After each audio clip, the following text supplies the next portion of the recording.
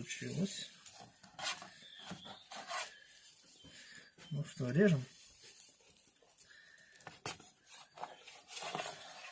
Так, вот такая вот красота получилась. Очень сочно. Сейчас посмотрим по структуре. Вот такой вот кусочек. Вот так вот.